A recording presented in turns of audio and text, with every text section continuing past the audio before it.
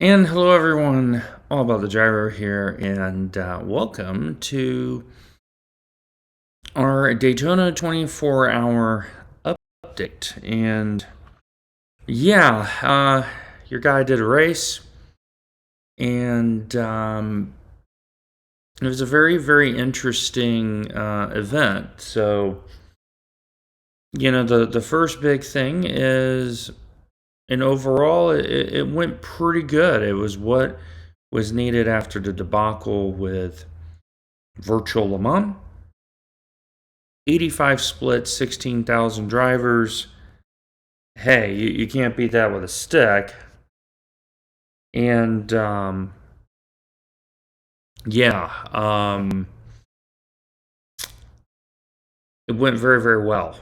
Very, very well. So, full credit to iRacing for proper setup and execution.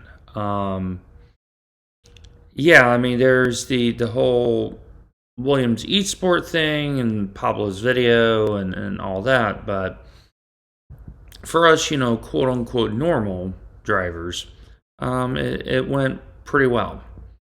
So full tilt field of two cars, we had the FTVM and then the FTV Sim Sport, and we were one split apart. We couldn't get all the iRatings to work out the way that we wanted to. But let me tilt my screen here because I'm on the Macintosh today recording this. Our sister team had, the struggle. Disconnected the start of the race, 5 separate meatballs, a Windows machine crashing. It was rough. But they finished. They did the job. They struggled through, and much love to those guys for doing it. And that was the 5-driver effort. Now, the 4-driver effort, which you will see part 1 on YouTube in a few days, Harry, Carol, myself, and Andy. Really, the driver of the team was Andy. Andy, this was his breakout race. He was fabulous. Just drove like a beast. It was so, so nice to see. Carol, fast as ever. And Harry, as my teammate during the night, we gained 4 laps back during the night, and yeah, that was a hoot. The car at night was just ridiculously quick. Myself, I had a very hard first stint. I think part of that was just lack of driving time with my crazy work life, which I'm going to have some comments coming in a little bit about. But once I realized in the new tire model I needed to change my braking force, I did that. With Carol and Harry said, hey, do this instead. And yeah, even I got into the 44s, which, yeah, that's not too bad for very much a part-time driver these days with everything going on. So I'm pretty happy.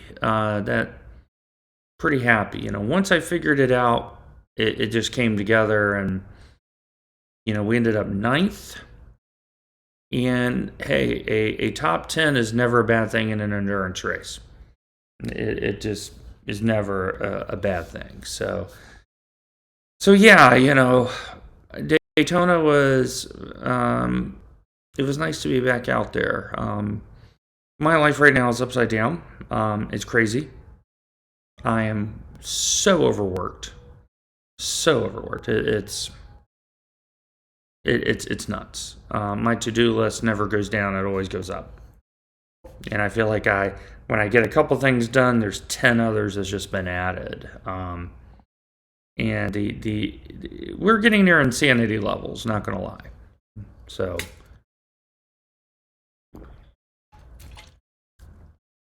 but that all may actually be coming to a pause, at least.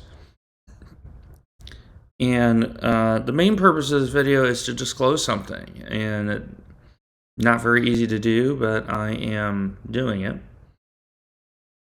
Unknown to my team, I actually drove the Daytona 24 Hours hurt. I am going through a situation called ulnar infringement. And luckily, it's pretty easy to demonstrate. It's in this arm, so it's in the right arm. And so basically, this be the inside, outside of the elbow.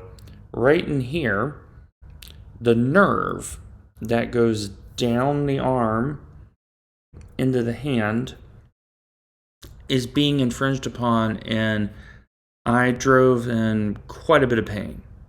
And because Daytona, you're turning the wheel so much to the left, so if we were to flip it around,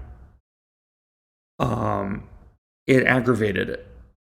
And so I have over here on camera left, your right, a Sunbeam elbow heating pad that you just wrap around the elbow. And I was nursing that elbow and taking a little bit of a leave. But we don't know if surgery is going to be required. I'm waiting on the doctor to get back. But as we understand it, surgery is probably 2/3 likely. It may be more after the MRI scan. And what it's doing is, so if you see my hand, we have the puffy finger from my teenage years. The pain is going from here through the hand, down the arm into the nerve. And it is a combination of my disc golf, my job in IT, and I've been having to do a lot of typing lately because I'm overworked. It's just one of those things where it is incredibly hard to hire qualified people. Things are, without going into much detail at work, because I try to keep that separate, it's a hot mess, and it's tough. It is really, really tough, where I think for some people, it may already be too much. And I think for others, like myself, it's trying to be too much. It's almost there, where the insanity is going to have to stop one way or the other. And so I'm kind of looking at this as partly a silver lining, just because I may be forced to take some time away to heal from this surgery if it happens. Timeline, 3 to 6 months of me having to rehab this elbow, nurse it. That means I definitely won't be able to drive for probably 3 months. And I would really miss that, because I got a great team at Full Tilt. And Mountain Trout Racing Concerns are trying to rebuild, and they're starting that process with Bathurst. And so, but being forced to miss out would really stink. So, but yeah, I drove that race in pain, and it was rough, because the hardest part in terms of how the pain was trying to get in and out of the bus stop.